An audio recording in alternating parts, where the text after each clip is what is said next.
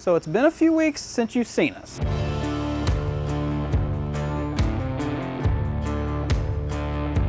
Everything else, I'm self-taught here. You can't have anybody talking to you. You don't need any help.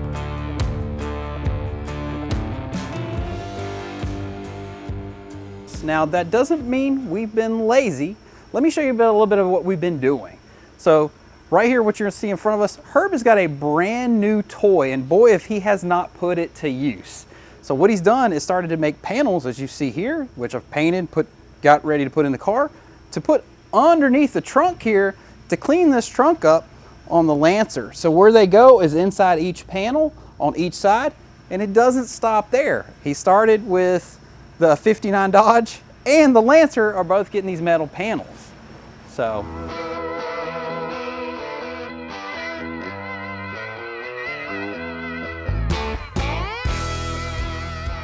this is my new toy that we make all these panels with.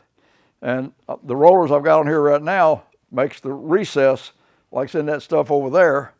And then I use this one and this one and put them on there. And it'll make the checkerboard deal like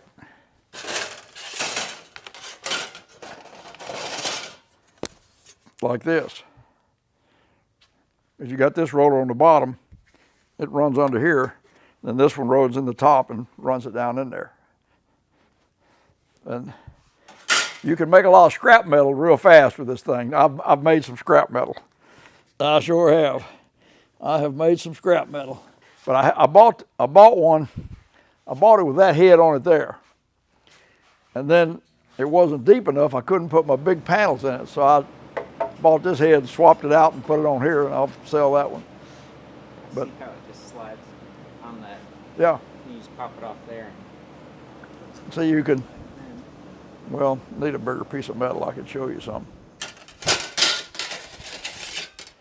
Let's see, that's a recessed area there. You do that with these two rollers. You put it in there and run it through like that. And see this, I'm sorry, I got it backwards. Yeah, see this one pushes it down in here. That one holds it up. So you can put a recess in it like that. I'm learning to use it. Like everything else, I'm self-taught here. Yeah. And I made this one playing around. I don't know what I was this is practice pieces when I first started. And that's what I came up with, that checkerboard that over there. And I'm gonna make a checkerboard to go in there behind the seat, but I'm gonna make the squares 3 inches. So it'll look totally different from this. It'll have 3-inch squares in it. 1-inch squares? Yeah, okay. Those are 1 inch.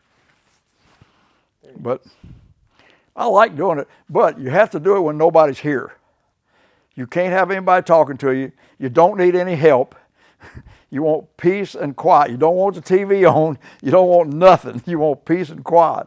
But I love doing stuff like this. I'm learning how to use it. I'll get better with it. Those forward look emblem things, I was real pleased the way them come out. I made 2 or 3 of them that wasn't as good. I don't know where they are. They're around here somewhere. But I mean, you got to learn to do it. And then you cut a piece and get it all fitted, and then you go in there and make a mess out of it. You get to start all over again. See, come here, I'll show you. This was a screw up. If you look at these, you can't square them up like that because the metal goes crazy. But if you look at those pieces over there, it's the same pattern as that one over there that's painted, except they're rounded.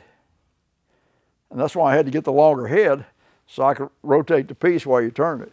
And you have to keep it moving and keep it going. And it's scary sometimes.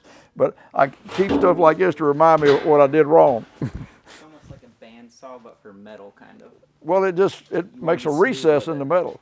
There's people, I can't do it. I'm learning. But there's people that can draw pictures of those. I got a good friend, Mike Roth, up in Indianapolis. He's the first one I ever saw do it. Oh, I was just totally amazed. I mean, he can literally draw a picture. He drew a picture of an oil derrick, like in the old days, where they had a gusher and the droplets were all coming out. He had that in the trunk of a car. Guy owned an oil company, and the car was called the Driller.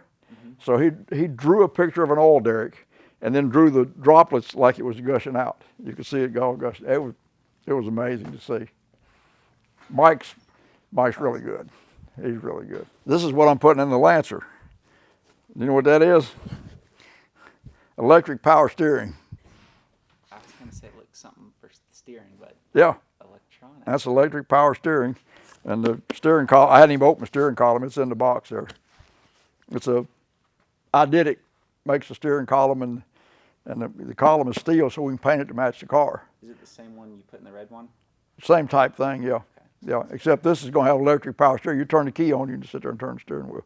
That's nice. That's my trashy toy. That's what it is. Oh, God damn. People, leave me alone. All right, now, one of the big things that's been kind of a conundrum with the cars that we're doing, or at least the Lancer here, is the transmission situation. So we've addressed a little bit before. There is a 904. There is a difference between an early and a late 904, in which there is a larger pilot that goes in the front of the converter, so it needs a bigger crankshaft.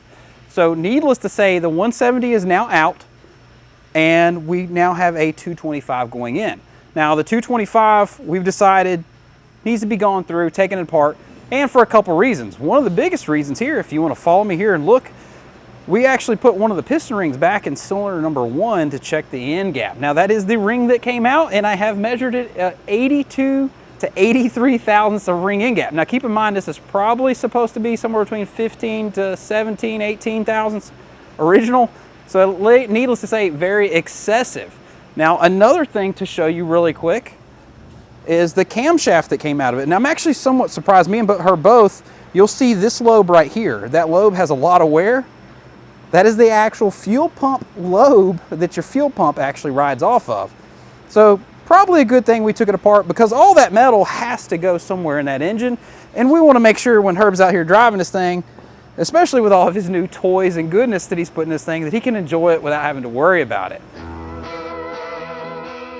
All right, now this here is the firewall block-off panel that Herb's put together and made here. And as you see here, it's going to fit and accent that wall very, very nicely. All right, so the original type headliners here in these 59 Dodges are going to be panels just like so. So you're going to have several panels that go up top. There's going to be a bow that actually goes on the outside that holds it up. And you're going to see that's actually a lined, it's kind of like a backer board type vinyl that goes into the headliner. So one of the things that we've done here recently, the headliner you're going to look into it now is a traditional bow type headliner that is pulled tight. Now that was a pretty adventurous task, because it's not a direct fit. You actually have to go in and do a lot of trimming, and it has to be glued all the way around. But to me, it looks a lot nicer.